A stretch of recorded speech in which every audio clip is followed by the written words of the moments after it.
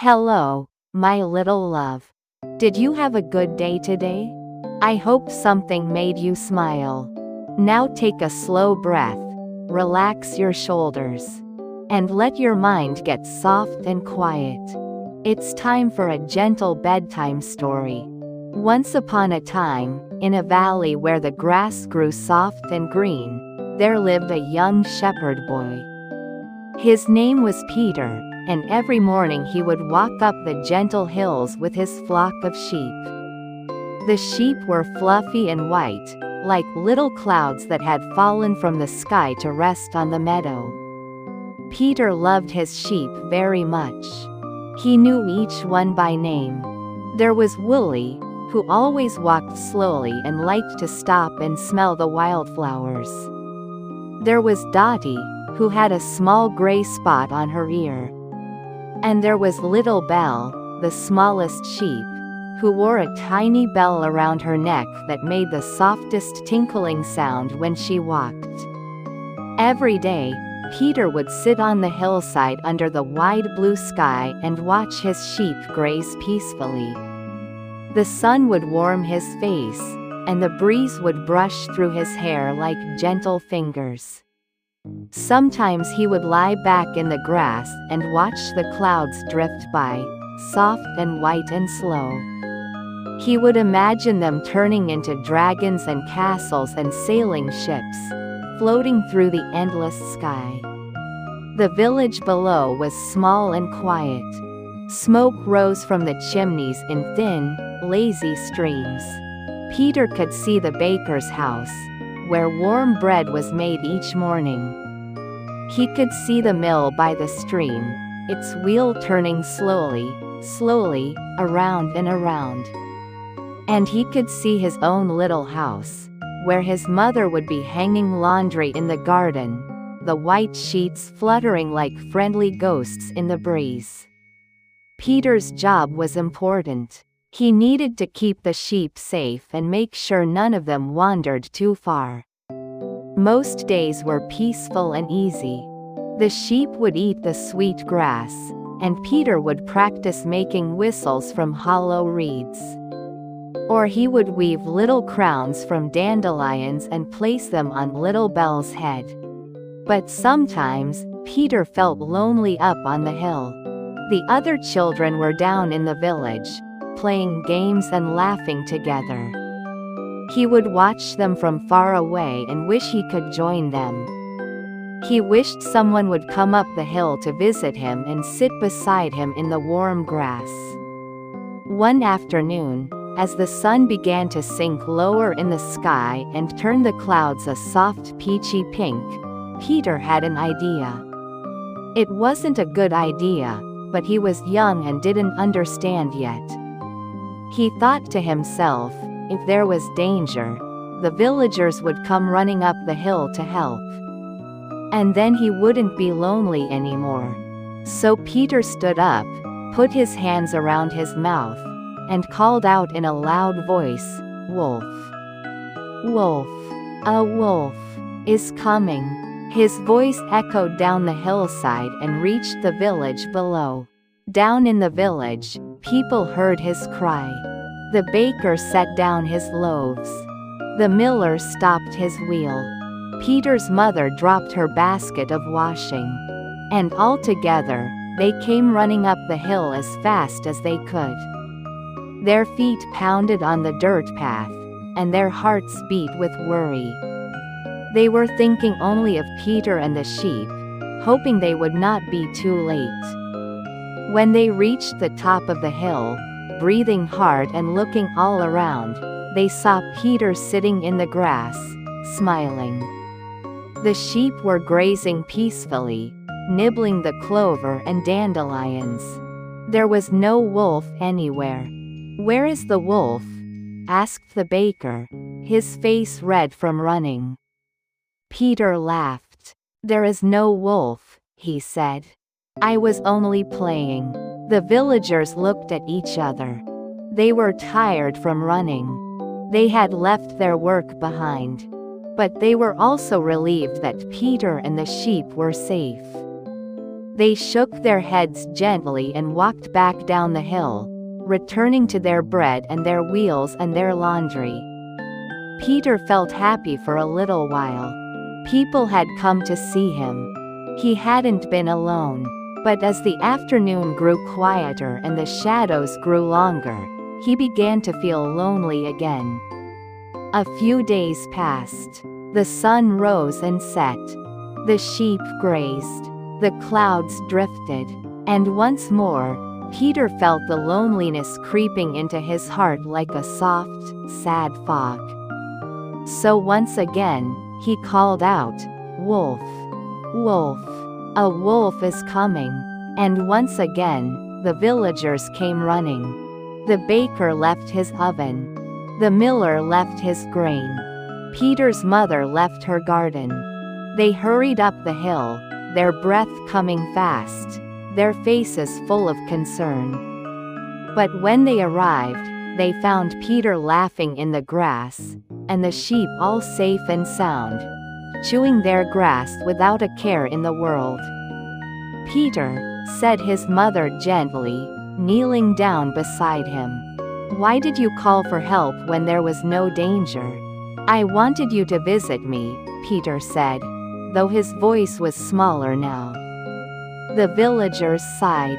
They were kind people, but they were also tired. "Peter," said the baker softly, "we will always come if you truly need us. But you must not trick us. We have work to do, and we must be able to trust your words." Peter nodded, but he didn't fully understand yet. The villagers walked back down the hill once more, and Peter was alone again with his sheep. The days went by, warm and golden. Peter played with Little Belle and made flower crowns for Wooly. He watched the butterflies land on the wildflowers and listened to the bees hum their drowsy songs. But inside, he felt something new, a small uncomfortable feeling that he couldn't quite name. Then one evening, as the sun was setting and painting the sky in shades of lavender and rose, Peter heard a sound. It was a rustling in the bushes at the edge of the meadow. The sheep heard it too. They stopped eating and looked up, their ears twitching. Peter stood very still and listened. The rustling came again, louder this time. And then, stepping out from the shadows of the trees, came a wolf.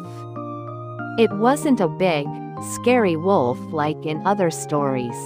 It was a thin, tired-looking wolf with soft gray fur and golden eyes that looked more sad than mean. But it was a wolf, and wolves sometimes frightened sheep. Peter's heart began to beat faster. This time, it was real. "Wolf!" he cried out. "Wolf! A real wolf is here." His voice carried down the hill and reached the village. But this time, the people heard his call and paused. The baker looked up from his dough. The miller looked up from his sacks. Peter's mother looked up from her sewing. "It's Peter again," someone said. "He's just playing his trick," said another. And so they did not come. They stayed in the village, shaking their heads, thinking Peter was pretending once more. Up on the hill, Peter called again and again. "Please. It's real this time. A wolf is here." But no one came. The wolf stepped closer. The sheep huddled together, bleating softly. Little Belle's bell jingled with worry. Peter felt afraid, but he also felt something else, a deep sadness and understanding. He realized that because he had not told the truth before, no one believed him now when he truly needed help. But then something gentle happened. Peter looked into the wolf's golden eyes and saw that the wolf was not angry or mean. The wolf was simply hungry and tired. It had traveled a long way through the forest, and it was looking for food. Peter remembered the bread and cheese his mother had packed for him that morning. Slowly, carefully, he reached into his bag and took out the food. He held it out toward the wolf. "Here," Peter said softly. "You must be hungry." The wolf stopped. It looked at Peter, then at the food. And slowly, it stepped forward and took the bread gently from Peter's hand. It ate quietly, and when it was finished, it looked at Peter once more. Then, with a swish of its tail, it turned and walked back into the forest, disappearing into the purple shadows of the evening. The sheep relaxed. Little Bell's bell gave a soft, relieved jingle. Peter sat down in the grass, his heart still beating fast, but now with relief and something new, understanding. He realized that telling the truth mattered. When people trust your words, they can help you when you really need them. And he also learned that sometimes, even something that seems frightening just needs a little kindness. As the stars began to appear in the darkening sky, Peter gathered his sheep and walked them slowly down the hill toward home. The village lights twinkled below like little fireflies. When he reached his house, his mother was waiting at the door. "Peter," she said, "we heard you calling. I'm sorry we didn't come." "It's all right, Mama," Peter said quietly. "I understand why you didn't believe me. I shouldn't have pretended before. But I'm safe now. And I learned something important today." His mother hugged him close, and he could smell the lavender in her hair. "What did you learn, my love?"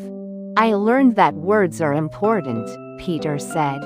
"And that telling the truth helps people trust you. And I also learned that even when I feel lonely, I'm not really alone.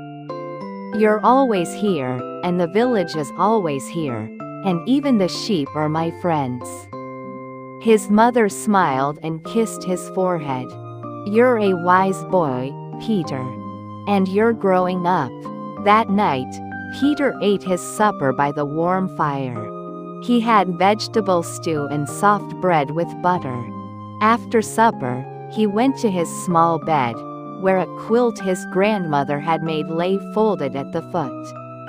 He climbed under the covers, and his mother sat beside him.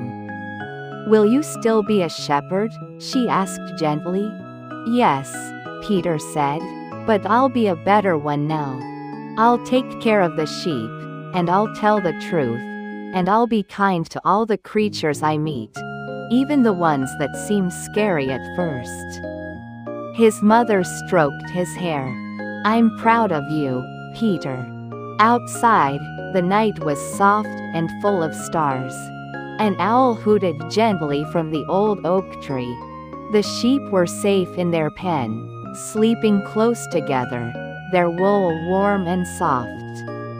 Little Bell's bell was silent now, resting until morning. Peter closed his eyes and thought about the golden-eyed wolf, now somewhere deep in the forest, no longer hungry. He thought about his sheep, all safe and sound.